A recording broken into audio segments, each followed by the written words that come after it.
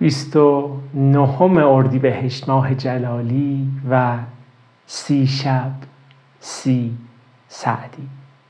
خب از عشق و عاشقی هایی که سعدی گفته یک کمی بیایم این ورتر. سعدی چیزهای دیگه هم گفته و در بیان قدرشناسی یکی از اشعارش رو میخوام براتون بخونم. سعدی میگه که نداند کسی قدر روز خوشی. میگه آدما خیلی شکرگزار نیستن، قدر ناسپاسن به اون چیزی که دارن، همه چیشون خوب هست اما بازم یه خورده غر میزنن. میگه کی قدر میدونی؟ مگر روزی افتد به سختی کشی. روزی که اینها رو از دست میدی تازه قدر عافیت رو میدونی. میگه قدر عافیت کسی داند که به بلایش گرفتار آید. نداند کسی قدر روز خوشی مگر روزی افتد به سختی کشی. زمستان درویش در تنگ سال. میگه تو سرمای زمستون که یک آدم نداری داره سختی میکشه، چه سهل است پیش خداوند مال. اونی که اوضاع مالیش خوبه و یه خونه‌ای داره و جای گرم و نرمی داره که اصلا زمستونه بهش سخت نمیگذره. وقتی از دست میدی سختی ها رو درک میکنی. سلیمی که یک چند نالان نخفت. میگه اون آدمی که تا حالا سختی نکشیده و شب نالان نخفته، منظورش اینه که کسی که صحت و سلامت داشته شکر صحت و سلامتش رو پیش خدا نمیکنه و این آدم تیزهست و عاقلی نیست. سلیمی که یک چند نالان نخفت، خداوند را شکر صحت نگفت. چون مردانه رو باشی و تیز پای، به شکرانه با کند پایان بپای. میگه اگه تو توانمند هستی و روزگار بر وفق مرادت هست و داری میتازونی و میری و منابع و امکانات رو در اختیار داری، سپاست این باشه، شکرگزاری قدرشناسیت این باشه که حداقل با اون ناتوانها، کسایی که در حد و اندازه تو نیستن و نتونستن تو این مرحله با این قدرت پیش بیان، گیر کردن، از پا افتادن، با اینها آروم باش و همراهیشون کن. قدرشناسی کن از موقعیتی که داری.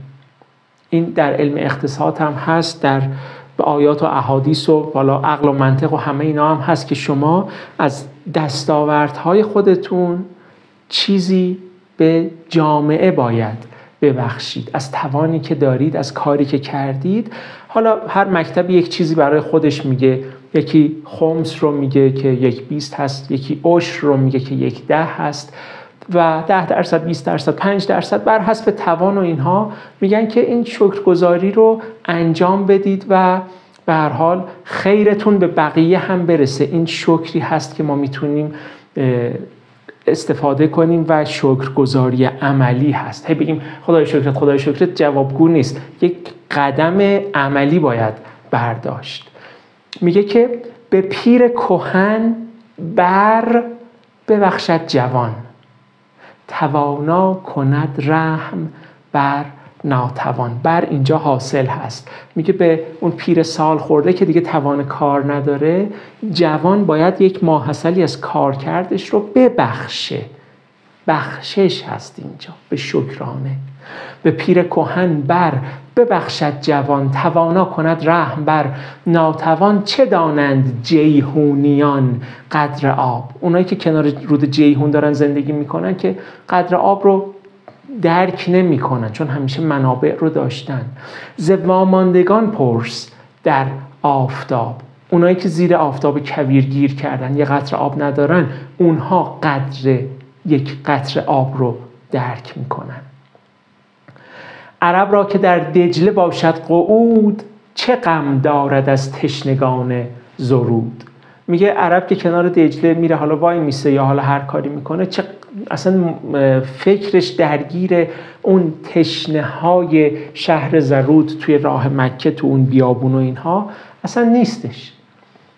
اونی که دارا هست از نادار بیخبره. ولی اینجا سعدی داره این رو به همون یادآوری میکنه که ما باید هوای همدیگه رو داشته باشیم. یه جایی هم خوب سعدی میگه که بنی آدم اعضای یک پیکرند که در آفرینش ز یک گوهرند. چو عضوی به درد آورد روزگار نماند دگر عضو پا را قرار. اگه یه جایی از جامعه لنگ بزنه این مشکل به بقیه جاها هم سرایت میکنه. کسی قیمت تندرستی شناخت که یک چند بیچاره در تب گداخت. تو را تیر شب کی نماید دراز که غلطی ز پهلو به پهلوی ناز. میگه تو کی برات یک شب سخت و طولانی گذشته؟ تو که روی مثلا تخت حالا نرم و قشنگت از این ور قل میخوری میفتی مثلا تو بغل یارت، خب تو دیگه اصلا قصه طولانی بودن شب رو نداری.